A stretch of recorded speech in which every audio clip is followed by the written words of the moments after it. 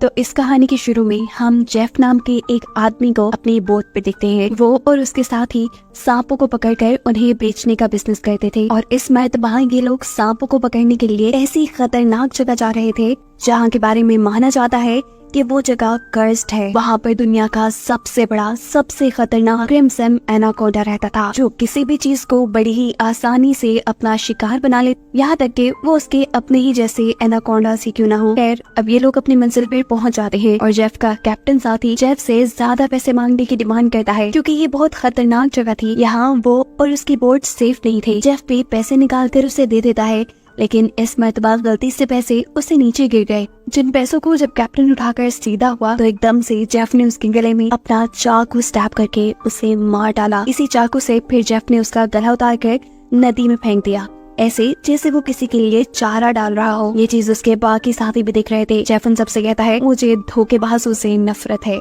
ये लोग आगे बढ़ते हैं और जंगल में इन्हें एक मूर्ति दिखाई देती है, ऐसी मूर्ति जिसके ऊपर बहुत सारे सांप बने हुए थे। और ये देखते हुए जेफ कहता है, तो आखिर क्रिम्सन एनाकोंडा की कहानी सच थी। दूसरी तरफ जेफ के साथियों को बहुत सारे सांप मिल जाते हैं, जिन्हें देखकर वो भी बेतहाशा खुश हो चुके थे। जल्दी जल्दी वो इन्हें अपने थैलों में भरना शुरू कर देते हैं। दूसरी तरफ जेफ उस बड़े क्रिम्सन एनाकोंडा की तलाश में अपनी बंदूक लेकर निकल जाता है। इन तीनों में से एक साथी जब सांपों से भरे हुए थैले वापस बोट में रखने आया तो उसने देखा कि दूर उनके कैप्टन साथी की सरकटी लाश पानी में खड़ी थी। उसे अपनी आंखों पे यकीन नहीं आया। अचानक वो लाश दोबारा पानी में डूब गई और तैरते हुए कोई बड़ी सी चीज उसकी तरफ आने लगी। डर के मारे ये आदमी जंगल की तरफ भागता है, लेकिन उसकी कोशिश कामयाब नहीं होती क्योंकि एक बड़ा सा एनाकोंडा अब उसे अपने शिकंजे में ले चुका था। उसके इर्द गिर्द लिपट कर वो उसकी हड्डियां तोड़ते हुए उसे खाने ही वाला था कि अचानक सीन कट होकर हमें ये जंगल में उसके दूसरे साथी को दिखाया जाता है।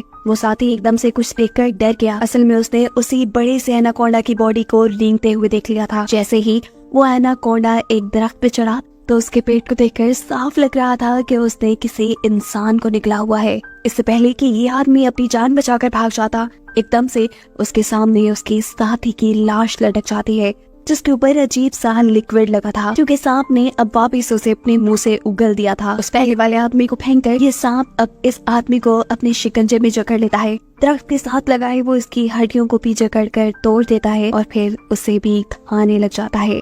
दूर खड़ा जेफ चुपचाप ये सारा नजारा देख रहा था और खुश हो रहा था। बजाय अपने साथियों को बचाने के वो तो ऐसे खड़ा था जैसे सब उसकी मर्जी के मुताबिक हो रहा हो। असल में वो इस एनाकोंडा को पकड़ना चाहता था, इसीलिए वो अपनी शॉटगन से उसे बेहोश करने ही वाला था कि अचानक जंगल के सभी जानवर शोर मचाना शुरू कर देते हैं, जिनकी आवाज सुनते हुए ये एनाकोंडा यहाँ से भाग जाता है। सीन कट होकर दूसरी तरफ हम बेलियंग नाम के एक आदमी को देखते हैं। बेलियंग अपने साथियों के साथ एक सर्कस में काम करता है, लेकिन ये सर्कस बंद होने की वजह से वो सर्कस के मालिक से यहाँ के सभी आर्टिस्ट को खरीद लेता है, क्योंकि वो इन सभी आर्टिस्ट को अपने साथ थाईलैंड ले जाकर वहाँ अपनी एक नई सर्कस खोलना चाहता था। ये लोग भी नदी के रास्ते थाईलैंड जाने का प्लान करते हैं और जब ये लोग आधे रास्ते में थे तो तब इन्हें लकड़ी के कंटेनर से आगे का रास्ता बंद मिलता है। उनका कैप्टन चाहता था कि ये लोग अपना रास्ता बदल लें, लेकिन इस तरह इनको बहुत टाइम लग जाता थाईलैंड पहुँचने में। बेलियंग कैप्टन को धमकी देता है, जो भी हो हमें वक्त पे थाईलैंड पहुंचना है, क्योंकि वहाँ पे हमारा शो है जिसके पैसे मैं एडवांस ले चुका हूँ। अगर हमने शो ना किया तो हम बर्बाद हो जाएंगे। जवाब में कैप्टन कहता है, फिर तो मेरे पास एक ही रास्ता है कि हम उन सारी चीजों को डायनामाइट से उड़ा दें, बिना ये बात जाने कि उनके इस काम से उनके ऊपर कितना बड़ा खतरा आ सकता था। ये लोग बम से उन सारे कंटेनर्स को जला देते हैं। ऐसा करने से उनका रास्ता तो साफ हो गया, लेकिन देखते ही देखते बहुत सारे सांपों की बारिश उनकी शिप पे हो गई, क्योंकि उन सभी के सभी लकड़ी के कंटेनर्स में सांप भरे थे। डर के मारे ये लोग कहीं न कहीं छुपने की कोशिश करते हैं, जबकि बहुत से लोग बुरी तरह सांपों में घिर चुके थे। इनकी एक साथी लाइन यहाँ होशियारी दिखाती है और एक प्रेशर वाले पाइप के जरिए इन सभी सांपों को अपनी शिप से नीचे गिराने में कामयाब हो जाती है। लेकिन तभी अचानक बाथरूम की छत टूटने की वजह से बहुत सारे सांप बेलियंग के ऊपर गिर जाते हैं, जो कि बाथरूम के अंदर छुपा था, जिनसे बचने के लिए वो नदी में कूद जाता है और तैरते हुए किनारे तक पहुंचता है। लेकिन उसकी बुरी किस्मत यहाँ पर भी एक किंग कोबरा उसे काटने के लिए उसके सामने था। इससे पहले कि वो उसे डस लेता, यहाँ कोई आदमी उसके ऊपर पाँव रखते हुए उसे कुचल देता है। ये इंसान जेफ था, जिसने बेलियंग की जान बचा ली थी, इसीलिए बेलियंग उसे अपनी शिप पे ले आता है। जेफ सबको बताता है कि वो एक वाइल्ड एक्सप्लोरर है और एक एक्सीडेंट की वजह से वो यहाँ जंगल में फंस गया। यहाँ अचानक इनका एक साथी कान पकड़कर जोर जोर से चिल्लाने लगा था। जेफ करीब जाकर उसका कान गौर से दिखता है, फिर अपनी उंगली पे कट लगाते हुए वो इस लड़के के कान के पास ले जाता है और हम देखते हैं कि अचानक उसके कान में से एक सांप का बच्चा निकलकर जेफ के हाथ पे काट चुका था और उसके काटने से जेफ को कोई फर्क नहीं पड़ा। वो तो इस सांप को उठाकर पानी में फेंक देता है। ये सारी चीज यहाँ खड़ी लैन नोटिस कर चुकी थी। लैन खुद भी एक स्नेक एक्सपर्ट थी। वो जानती थी कि एक सांप के जहर से इम्यून करने के लिए इंसान को बहुत सारा सांप का जहर अपने जिस्म में डालना पड़ता है और ये चीज वो बेलियान को भी बताती है और कहती है, मुझे ये जेफ इंसान ठीक नहीं लग रहा। देखो कैसे उसे सांप ने काटा लेकिन उसे कुछ भी नहीं हुआ। जबकि दूसरी तरफ जेफ इस बोट के कैप्टन से मिलता है। वो चाहता था कि कैप्टन अपनी बोट को उसके बताए नक्शे के मुताबिक एक जगह पे ले जाए। जिस जगह के बारे में सुनते ही ये कैप्टन बंदूक निकाल के जेफ के ऊपर तान देता है और कहता है, अगर दोबारा तुमने यहाँ जाने की बात की ना, मैं तुम्हें गोली मार दूंगा। क्या तुम ये बात नहीं जानते? वो जगह कर्स्ड है। यानी कैप्टन भी क्रिम्सन एनाकोंडा के बारे में जानता था। उसकी सारी बातें सुनकर जेफ फिलहाल के लिए तो यहाँ से चलना चाहता है, लेकिन हम देखते हैं कि उसके जाते ही यहाँ कैप्टन जो फिशिंग कर रहा था उसकी फिशिंग रॉड अचानक कोई नीचे से जोर से खींचता है, जिसके खींचने पर कैप्टन खुद भी पानी में गिर गया। दरअसल ये जाल जेफ ने ही कैप्टन को पकड़ने के लिए लगाया था। वो कैप्टन को अपने जाल में फंसा चुका था, अपने उस जाल में जिस जाल में उसने एनाकोंडा को पकड़ना था, और कैप्टन एनाकोंडा के लिए चारे का काम कर रहा था। कैप्टन का गायब होना लैन को शक में डाल देता है। लैन जानती थी कि ये जेफ का ही काम होगा। वो जेफ से पूछती है कि कैप्टन कहाँ है, लेकिन जेफ उसकी बातों को ये कहकर डाल देता है कि ये जंगल है, यहाँ इंसानों का गायब होना आम सी बात है। एकदम से इन सब को पानी में हलचल सुनाई दी। ये लोग पूछते हैं ये आवाज कैसी है, और जेफ बताता है यहाँ कुछ बहुत बड़ा आने वाला है। दिखाया जाता है कि नदी की गहराई में बहुत बड़ा एनाकोंडा जेफ के लगाए जाल की तरफ बढ़ रहा था। जेफ का फिशिंग रॉड जोर से नीचे की तरफ खींचता है, जिसे जैसे ही वो फोल्ड करने लगा तो एनाकोंडा सिर्फ कुछ ही सेकंड के लिए इनके सामने आया। इतना बड़ा, इतना खौफनाक एनाकोंडा देखकर ये सभी डर गए। जेफ ने जो फिशिंग रॉड की रस्सी पकड़ी हुई थी, एनाकोंडा ने जोर लगाकर उसी रस्सी के जरिए जेफ को भी पानी के अंदर कर लिया। वो जेफ को कभी इधर तो कभी उधर पटक रहा था, लेकिन जेफ भी हार मानने वाला नहीं था। वो अपने आप को बचाने के लिए तैरते हुए इसी नदी में मौजूद एक छोटी शिप पे चला जाता है। फिशिंग रॉड भी उसने इसी शिप के साथ बांधी थी और अब अपनी जान बचाने के लिए वो पानी में मौजूद इस एनाकोंडा के जिस्म पे एक नुकीली रॉड से हमला कर देता है। इस हमले ने एनाकोंडा को मारा तो नहीं था, लेकिन जख्मी करके उसे गुस्सा जरूर दिला दिया था, जिस गुस्से में एनाकोंडा जेफ की इस छोटी सी बोट को उठाकर नदी के किनारे ले जाता है और एक ही सेकंड बाद अपनी पूरी तेजी दिखाते हुए जेफ को इस बोट के साथ साथ अपने अंदर जकड़ लेता है। दूर खड़े बेलियांग के सारे सर्कस के साथ ही ये नजारा दिख रहे थे। उन्हें लगा कि अब तो बस जेफ मर गया, लेकिन अगले ही पल जेफ तैरता हुआ उनके जहाज में आ चुका था। ये सब उसे देखकर हैरान थे, जबकि जेफ अब पानी के अंदर एनाकोंडा को ढूंढ रहा था। वो नहीं जानता था कि एनाकोंडा अब उसी के पीछे उसी की शिप की छत पे है, जो अगले ही पल इन सब के सामने कैप्टन की बॉडी को अपने अंदर से उगल देता है।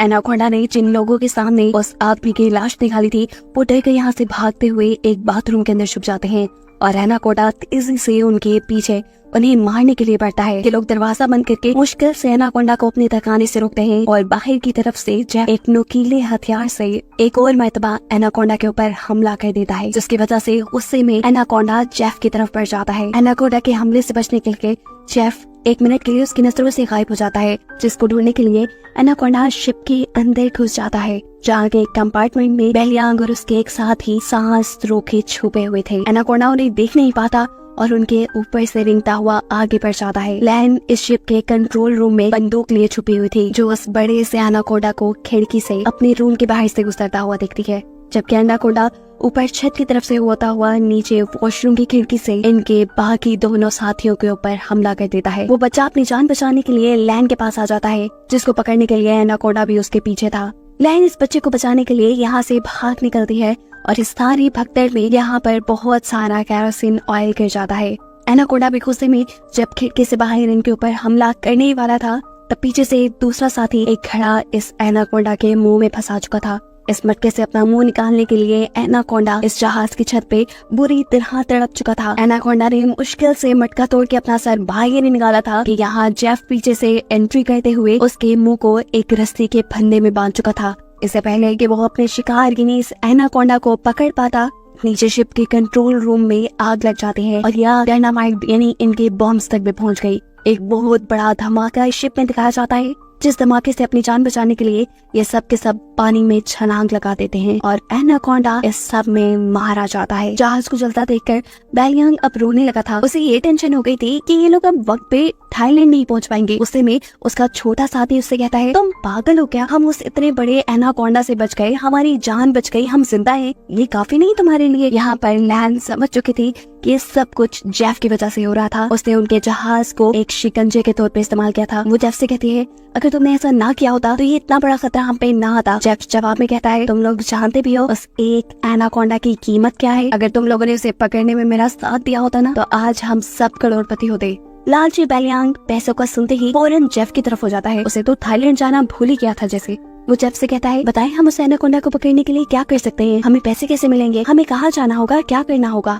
उनकी ये बातें सुनने के बाद जेफ अपना मैप निकालता है, उन्हें दिखाता है और कहता है कि अगर तुम मेरी मदद करोगे तो इस मैप के जरिए मैं तुम्हें 2 दिन के अंदर अंदर थाईलैंड पहुंचा दूंगा। बैलियांग के तो दोनों मतलब पूरे हो रहे थे। वो तो उसके साथ जाने को तैयार था, लेकिन बैलियांग के बाकी साथियों को जेफ के ऊपर एतबार नहीं था। यहाँ बैलियांग की एक साथी की तबीयत भी खराब थी क्योंकि उसे बहुत ही खतरनाक कीड़े ने काट लिया था। इसके जहर से वो मर भी सकती थी। ये देखकर जेफ उसे कहता है, मेरे पास एक ऐसी दवाई है जिसके जरिए इस लड़की का इलाज हो सकता है, लेकिन वो दवाई मेरी बोट तक है। अगर तुम इसका इलाज करना चाहते हो तो तुम्हें मुझे मेरी शिप तक पहुंचाना होगा। ना चाहते हुए भी ये लोग अब जेफ की मदद करने को तैयार हो जाते हैं। बोट तो अब इनके पास भी नहीं रही थी, पैदल ही ये लोग आगे बढ़ रहे थे। आगे जाते हुए जेफ इन्हें कहता है, यहाँ का पानी मत पी लेना, यहाँ के पानी में ऐसे कीड़े हैं जो इंसान के अंदर चले जाते हैं, उसके अंदर ऐसी प्यास लगा देते हैं कि फिर वो इस पानी के अंदर ही अपने आप को डुबा कर मार देता है। रात हो जाती है, ये लोग एक गार के अंदर स्टे करते हैं जहाँ इन लोगों ने आग जलाई हुई थी और जेफ साइड पे बैठा अपनी मैप पे बने हुए एनाकोंडा को देख रहा था। एकदम से सीन्स फ्लैशबैक में जाते हैं और दिखाया जाता है कि कैसे उस क्रिम्सन एनाकोंडा का सामना जेफ से हो भी गया था।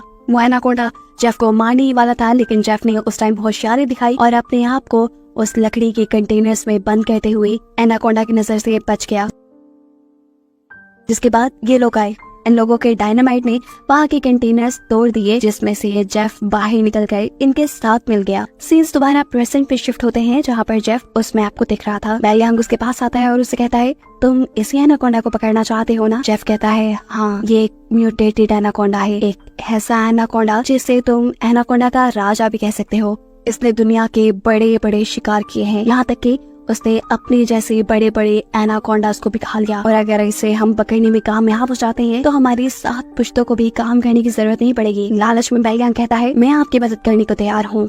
रात में ये सभी लोग सो रहे थे, तभी अचानक बैलियांग के एक साथी की आँख खुलती है। वो देखता है कि इन सबको चारों तरफ से बड़े बड़े एनाकोंडास ने घेरा हुआ था। अचानक उसकी आँख खुली और हमें पता चला कि ये सब उसका ख्वाब था। उनके आसपास कोई भी एनाकोंडा नहीं था। वो देखता है कि उसका भाई भी यहाँ नहीं है। घबराकर वो इस गार से बाहर आया तो उसने देखा कि उसका भाई बुरी तरह अपने आप को नदी के अंदर डुबा रहा था। करीब जाकर वो अपने भाई को होश में लाने की कोशिश करता है और देखता है कि उसकी नाक से वही जहरीले कीड़े निकल रहे हैं जिनके बारे में जेफ ने उन्हें बताया था कि ये कीड़े इंसान को प्यास लगा लगा कर मार देते हैं और इन्हीं कीड़ों के साथ में उसका भाई भी मारा जाता है। ये लड़का बहुत रोता है, लेकिन अब क्या भी हो सकता था। अगली सुबह ये लोग दोबारा अपने सफर पे निकल जाते हैं। चलते चलते जंगल से एक रास्ता इनके सामने ऐसा आया जहाँ चलने के लिए कोई जगह नहीं थी। इन्हें हर हाल में नदी में उतरना ही पड़ता नदी को पार करने के लिए। कोई भी नदी में उतरने को तैयार नहीं था क्योंकि इन्होंने नदी में बहुत मुश्किलें देख ली थी, लेकिन कोई दूसरा रास्ता भी इनके पास नहीं था। डरते हुए ये लोग नदी में उतर जाते हैं और अचानक एक लड़का पानी की तरफ इशारा करता है क्योंकि इनको एक बड़े से एनाकोंडा ने चारों तरफ से घेर लिया था। इनका एक साथी जिसका भाई रात ही मरा था, वो डर के मारे कुछ ना कुछ पढ़ने लग गया, लेकिन जो डरता है वही तो मरता है। वो नहीं जानता था कि एनाकोंडा का मुंह उसके पीछे ही है। एक एकदम से एनाकोंडा उसे पकड़ते हुए बुरी तरह अपने अंदर जकड़ लेता है। उसकी मदद को लैन यहाँ आती तो है, लेकिन ज्यादा कुछ नहीं कर पाती क्योंकि ये एनाकोंडा उसकी हड्डियां तोड़ चुका था। वो उसका दम घोटकर उसे मार देता है और ये सब लोग खड़े खड़े तमाशा देखते रह जाते हैं। एनाकोंडा उस आदमी के मरे हुए जिस्म को लेकर पानी में गायब हो जाता है और ये सब लोग उससे बचने के लिए यहाँ से आगे बढ़ जाते हैं। कुछ देर बाद आखिर ये सब लोग मिलकर जेफ की बोट तक पहुँच जाते हैं। जहाँ जाते ही बातें के मुताबिक जेफ इन लोगों को वो दवाई दे देता है जिससे बेलियांग के साथ ही अपना इलाज कर सकती थी। ये लोग थाईलैंड की जमीन के बहुत करीब थे। उनका एक साथी कहता है चलो जल्दी जल्दी यहाँ से चल पड़ते हैं, लेकिन जेफ इन सबसे कहता है ऐसे नहीं, मैं तुम सब लोगों को वादे के मुताबिक सही सलामत यहाँ ले आया हूँ, लेकिन अब तुम लोगों को भी अपना वादा पूरा करना होगा, तुम्हें मेरी मदद करनी होगी। वो छोटा बच्चा जेफ से कहता है अगर तो तुम्हारी ये मदद उस एनाकोंडा से जुड़ी है तो बस फिर भूल जाओ, हम तुम्हारी कोई मदद नहीं करने वाले। उनकी ये बातें सुनते ही जेफ यहाँ बंदूक निकाल चुका था और बेलियांग भी अपना चाकू इन सबको दिखाने लगा था, क्योंकि वो भी तो अब जेफ का साथी बन गया है। वो इन सबसे कहता है चलो जल्दी करो, जो जेफ कह रहा है वैसा ही करो। लैन कहती है तुम सब लोग पागल तो नहीं हो रहे, उस इतने बड़े एनाकोंडा को पकड़ना नामुमकिन है। जेफ कहता है हाँ ठीक कह रही हो, लेकिन पूरी तरह नहीं, उस एनाकोंडा को खाते हुए पकड़ा जा सकता है। ये कहते ही बेलियांग और जेफ दोनों अपने दो साथियों को रस्सी से पकड़कर अपने जाल के ऊपर बांध देते हैं। क्रिम्सन एनाकोंडा के चारे के तौर पर रोता हुआ वो बच्चा बेलियांग से कहता है तुम ऐसा क्यों कर रहे हो, अगर हम लोग मर गए तो सोचो तुम्हारी सर्कस में कौन परफॉर्म करेगा। उसके बाद सुन के पागलों की तरह बेलियांग हंसने लगा और उसने कहा तुम्हें क्या लगा मैं तुम्हें सर्कस के लिए थाईलैंड लेके जा रहा हूँ? अरे पागलो, मैं तो तुम्हें वहाँ लेके जा रहा था ताकि तुम्हारे ऑर्गन्स बेच के मैं बहुत सारा पैसा कमा सकूं, लेकिन अब देखो मैंने अपना प्लान चेंज कर दिया। अब मैं जेफ के साथ मिल गया हूँ क्योंकि मैं जानता हूँ कि तुम्हारे से भी ज्यादा पैसे मुझे ये एनाकोंडा दे सकता है। यहाँ दूसरी तरफ क्रिम्सन एनाकोंडा के लिए ट्रैप लगाते हुए जेफ ने उन दोनों लड़कियों को भी दरख्त से बांध दिया था, जिसके बाद वो अब एक लड़की से बदतमीजी बिखेरने लगा था। ये लड़की भी चालाक थी, वो उसे रोकती नहीं बल्कि उसी को अपने जाल में फंसाकर उसकी पॉकेट से उसकी गन निकाल लेती है, जिससे पीछे मुड़कर जैसे ही वो जेफ को शूट करती है तो उसकी बुरी किस्मत कि ये गोली चली ही नहीं और अब वो खुद आ गई जेफ के कब्जे में। इससे पहले कि जेफ उसे मार देता या उसकी दूसरी साथी यानी लैन पीछे से आकर जेफ को स्टैब कर देती है अपनी नाइफ से। जेफ अपने बाजू से लैन को दूर गिरा देता है। दूसरी तरफ मौका देखते हुए दूसरी साथी जेफ के हाथ से गन लेने में लग जाती है। यहाँ लैन भी कमजोर हुए बगैर जेफ के ऊपर चढ़कर उसका गला घोटने की कोशिश करती है और इसी छीना झपटी में वहाँ गोली भी चल जाती है। सीन कट होकर हम उन दोनों लोगों को देखते हैं जिन्हें जेफ ने एनाकोंडा के शिकार के तौर पे रखा था, जिनके पास अब बड़ा सा एनाकोंडा उन्हें खाने के लिए आ रहा था और दूर खड़ा बेलियांग ये सारा तमाशा अपनी आंखों से देख रहा था। बेलियांग उनकी जाल की रस्सी पकड़े हुए था, लेकिन वो ये बात नहीं जानता था जहाँ वो दूसरों की मौत का तमाशा देख रहा है वहीं पीछे उसकी भी मौत खड़ी है। एक और बड़ा सा एनाकोंडा उसके ऊपर भी आंख जमाए बैठा है और इससे पहले कि बेलियांग को इस बात की खबर होती, वो एनाकोंडा एकदम से उसके सर के ऊपर वार करके उसे यहाँ से उठाकर ले जाता है। ऐसे उसके हाथ में पकड़ी हुई रस्सी भी उसे छूट जाती है। उन दोनों लोगों का जाल ऊपर चला जाता है। ऐसे एनाकोंडा और उनके दरमियान में फासला आने से उन दोनों की जान बच जाती है। यहाँ जेफ उससे में उस लड़की को मारने की कोशिश करता है, लेकिन इस मरतबा भी लैन बहादुरी दिखाती है और पीछे से एक बड़े से लकड़ी के टुकड़े को जेफ के सर पे मारते हुए उसे बेहोश कर देती है। जेफ के बेहोश होते ही ये दोनों भागते हुए अपने दोनों साथियों के पास आते हैं। उन्हें जाल से निकालकर वो उन्हें भी आजाद कर चुके थे, लेकिन उनकी बुरी किस्मत ये जेफ को होश आ गया था। इसे देखते ही ये लोग बुरी तरह डर गए, लेकिन यहाँ इनकी किस्मत ने इनका साथ किया। एक बड़ा सा एनाकोंडा आकर जेफ को यहाँ से ले गया। ये सभी लोग अपनी जान बचाकर जेफ की बोट की तरफ बढ़ जाते हैं ताकि उसमें बैठ के इन लोग यहाँ से निकल पाए, लेकिन लैन के साथी की हालत खराब हो चुकी थी क्योंकि उसे जेफ की बंदूक की गोली लग गई थी और वो यहीं पर इन लोगों की आंखों के सामने दम तोड़ देती है। बाकी बचे हुए लोग जल्दी से बोट पे आके उसे स्टार्ट करने की कोशिश करते हैं, लेकिन ये बोट खराब थी। अचानक इनके एक साथी को पीछे से एक गोली लगती है। वो साथी अपनी गर्दन से वो गोली निकाल कर देखता है कि ये शॉटगन थी, यानी बेहोश करने वाली गोली, जिससे किसी ने उसे बेहोश कर दिया था। बेहोश करने वाला और कोई नहीं बल्कि जेफ ही था। यानी इस एनाकोंडा के हमले से भी वो बच गया था और अभी भी वो जिंदा था क्योंकि उसने एनाकोंडा का सर काट कर उसे मार डाला था। जेफ यहाँ एक और मरतबा इन तीनों को बांधकर क्रिम्सन एनाकोंडा के चारे के तौर पे खड़ा कर देता है और इनके चारों तरफ तेज धार वाली लोहे की तार बांध देता है, जिसके बाद वो इनके जाल की रस्सी को पकड़कर यहाँ से दूर खड़ा हो गया। देखते ही देखते बहुत सारे एनाकोंडा इन तीनों के ऊपर हमला करने के लिए पहुँच गए। इन तीनों को लगा बस अब तो इनकी मौत है, अब ये जिंदा नहीं बच पाएंगे, पर यहाँ किस्मत एक और मरतबा इनका साथ देती है और सभी के सभी एनाकोंडास किसी को देखकर यहाँ से चले जाते हैं। उन्होंने असल में यहाँ एक बहुत बड़ा सा एनाकोंडा देख लिया था जिससे डरकर वो यहाँ से चले गए। अब ये एनाकोंडा अपना बड़ा सा मुंह खोले इन्हें खाने के लिए तैयार था। इससे पहले कि वो इनके ऊपर हमला करता, कोई उसके ऊपर ही हमला कर चुका है और यही तो है क्रिम्सन एनाकोंडा द किंग, जिसकी तलाश में जेफ था। इसका साइज बाकी एनाकोंडास के मुकाबले 10 गुना बड़ा था। ये क्रिम्सन एनाकोंडा आहिस्ता आहिस्ता इन तीनों को अपने शिकंजे में जकड़ लेता है और इन तीनों को खाने वाला होता है कि अचानक जेफ रस्सी छोड़कर उसे अपने जाल में पकड़ लेता है। अपने आप को छुड़ाने के लिए क्रिम्सन एनाकोंडा तड़प जाता है।